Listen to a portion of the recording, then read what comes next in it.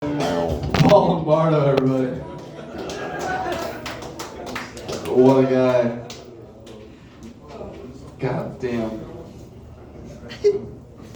More dramatic pauses than a fucking daytime soap opera.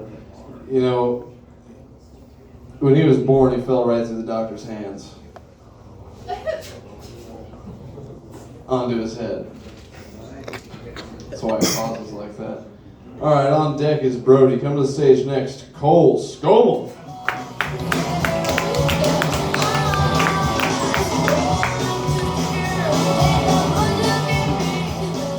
How you guys doing? Paul Lombardo.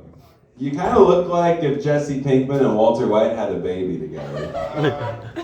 I got some jokes for you guys, and most of you guys have heard all of these, but we're doing this for memorization, so we're good. I pissed off my roommates because I wanted to find a way that I can make burger buns where both buns are the big bun. So I installed a zero gravity oven in our apartment. And it makes the burger buns great. But now my roommate can't make his favorite food, upside down cake. Now it's just upside all around cake. And he can't make any muffin tops. Now it's just muffin all overs. Directional foods are in jeopardy right now. And I've also been making big batches of salsa. Whenever I make especially big batches though, I'll put all the ingredients into a dryer with a knife and I'll turn it on. And I think if people were filled with salsa instead of blood, way more guys would drive around with bags of chips in their car in case they saw a crash. Can you guys imagine that 911 call? Hello, 911. There was a huge collision on Dodge. A man hit a minivan full of kids. There's body parts everywhere. Oh shoot, do you need me to send a cleanup crew? No need, a Toyota had Tostitos scoops. It was family size. It's way better than the triangles, you can actually get the hard to reach salsa. And I think we all care way too much about nuance. What about old uncles? Nobody cares about old uncles. And don't make me laugh now. Sometimes I'll shit before I shower, and I'll always wipe my ass with toilet paper, but I just feel like I'm wasting money. And have you guys ever taken a shit so good, you just think, God, what did I eat, a dildo?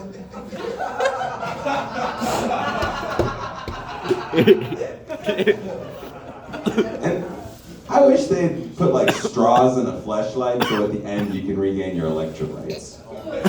It'd be a pretty easy early morning protein shake. Just saying. And I like caterpillars a lot. It makes me wish that they could like discover dogger pillars. Or maybe they already did, but they just called them something else. Like centipedes. And I come from a family of hooligans. When my grandpa was a kid, he used to sneak into baseball games by disguising himself as the baseball bat. And he got away with this for a while, until one day the batter hit a home run, and his mom caught him because he came home with a giant welt on his forehead. But she was even more pissed off at his little brother. He came home throwing up all over the place. He disguised himself as the home run baseball. And my grandpa and his little brother were pretty bad influences on my dad growing up. Because when my dad was a kid, he used to sneak into the rodeo. My grandpa caught him because one day he came home with the nose ring still in. And, when a parent will catch their kid smoking and they'll make them smoke the whole box as punishment? My grandpa made my dad finish out the whole rodeo season. And this had lasting impacts on him. To this day, he can't sleep in a bed with a red blanket. They made him participate in breeding season. And, they say that male seahorses are the only ones that get pregnant. Wish I would have heard that 5 seahorses ago. And, you laugh, sir, but I actually wrote that joke because I've become a pretty big animal rights activist.